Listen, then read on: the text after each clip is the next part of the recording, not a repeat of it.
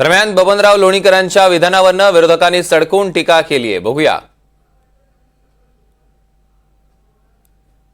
दिवसांपासून सरकार ऐकत नाही किंवा सरकार खोटं बोलते आणि दिलेला शब्द पाळत नाही हे निदर्शनास आल्यानंतर रस्त्यावर उतरण्याच्या अनुषंगानं एक जनभावना होती आणि त्या जनभावनेच्या अनुषंगाने याचा प्रयत्न हा सुरू होता आणि त्या जनभावनेच्या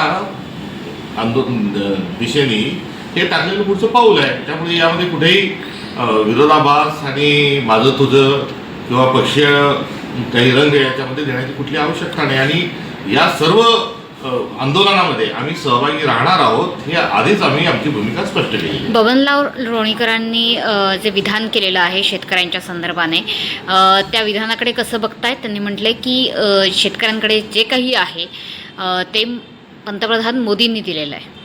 भाजप ही कोणत्या विचारसरणीचा पक्ष आहे आणि यांना या देशामध्ये आम्हीच मोठे आहोत याचा टेंबा कसा मिळवायचा आहे याचंच ते अत्यंत विकृत आणि ताजं एक उदाहरण आहे.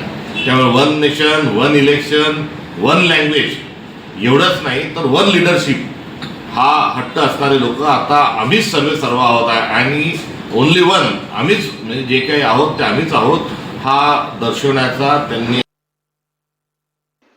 पुलगावमध्ये 40 जवानांच्या हत्या झाल्या त्याही मोदीमुळेच आणि ट्रम्प यांच्यामुळे भारताला माघार घ्यावी लागली युद्धामध्ये तीही नरेंद्र मोदीमुळेच.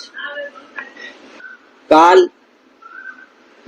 आपण पाहिलं असेल की शेतकरी रस्त्यावर उतरले, त्यांच्या जमिनी मोदींची लोक हिसकावून घेत आहेत ड्रीम प्रोजेक्टच्या नावाखाली, तेही मोदीमुळेच.